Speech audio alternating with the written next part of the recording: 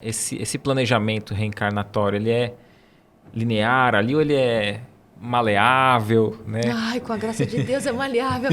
É maleável, sim, porque uma coisa é quando a gente planeja. Assim, aqui na Terra mesmo, você faz um planejamento de aula. E quando você chega com esse planejamento lá com os alunos, às vezes aquela aula vai para o outro caminho diferente que você tinha planejado. E um bom professor é aquele que aproveita a rota dos alunos, né? E assim os alunos conseguem sair engrandecidos e o professor também.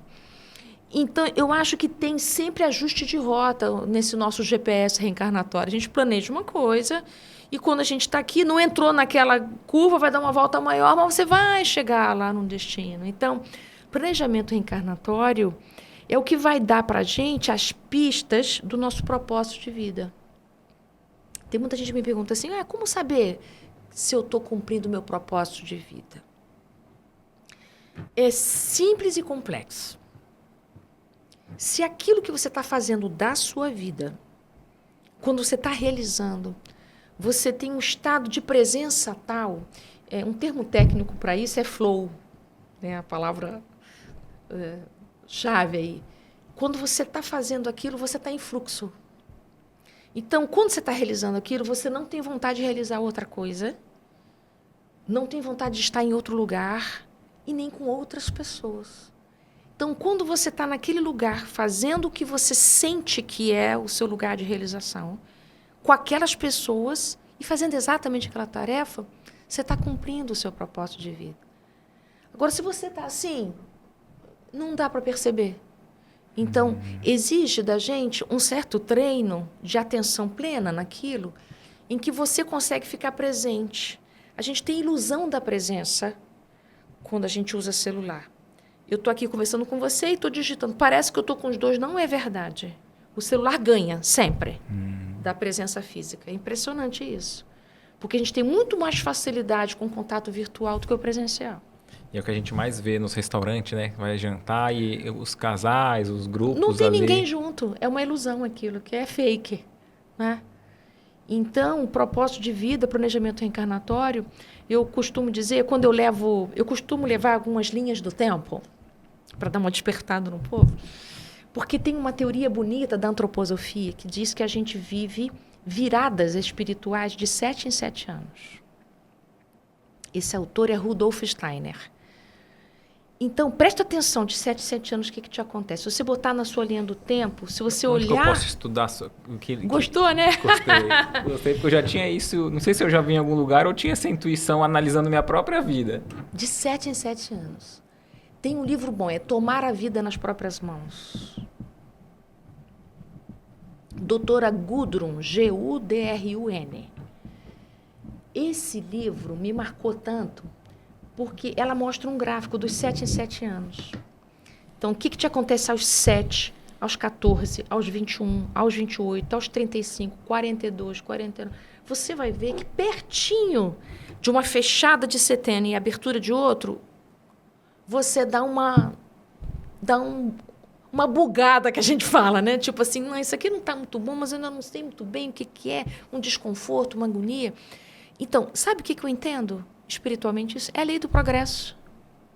É um... Pequenos ciclos. Ciclos, isso. O Leon Denis vai dizer que o nosso crescimento se dá em espiral. Não é reto, não é assim, é espiralado. Então, ele diz assim, ele diz que é em ciclos que essa espiral se move. Ele só não diz que é de 7 em 7 anos, mas ele diz que é em ciclo e vai aumentando o diâmetro da espiral. Então, vai aumentando o diâmetro. Pensa, o que é a evolução espiritual? Que coisa mais linda que é isso. E essa espiral, ela se dirige para Deus. E o que faz o movimento esse movimento da espiral? É a lei do progresso que faz isso. Esse input. Por isso que a gente sente desconforto, uma sensação que eu não sei de onde vem. E a grande pergunta que vai chegando para a gente é uma sensação. Eu tenho a impressão que eu ainda não realizei o que eu vim realizar aqui. A gente tem isso, né? Eu ainda não sou eu completamente. Às vezes as pessoas têm uma sensação de síndrome do impostor. É por isso. Porque eu faço ensaios do próximo setênio, mas ele ainda não está pleno. Então parece que é um fingimento. Não, não é fingimento, é ensaio mesmo. Então, o Steiner, quando ele fala desses setênios, os que estão próximo da metade da nossa vida corpórea, perto lá dos 50, 60 anos, as viradas dessa idade, você já tem que começar a trabalhar o seu legado. O que você deixa? Então, hoje, eu tenho 60 anos de idade. Eu me sinto nesse lugar. Eu posso desencarnar já. Não posso desencarnar agora, daqui a 10 anos, daqui a 20. Está tudo certo. Eu não tenho uma sensação, ai, meu Deus, eu ainda não dei conta. Não, eu já me sinto construindo um legado. O que é que eu sinto com isso? Ou seja, as coisas que eu venho trabalhando, que eu venho focando, todas eu quero deixar algo de útil para quem fica. Você não ia pensar nem assim, nem terminei o 4º livro? Não tem problema, eu termino lá, mando por alguém, tá tudo certo. Talvez se não escrever, tá tudo bem. Mas eu não tenho uma sensação de que seria um grande lamento se eu fosse. Sim. Eu quero aproveitar tudo que eu puder enquanto eu estiver aqui. Mas eu não tenho essa sensação de apego. E essa foi uma das principais lições que você aprendeu com seu filho? Completamente. Foi tão vigoroso isso, de que a qualquer momento a gente pode ir, mesmo estando no auge da sua vida. O que você achou desse corte? Coloca aqui nos comentários a sua opinião sobre esse tema. Para ver o episódio completo, é só pesquisar Recomeçar Podcast Espírita.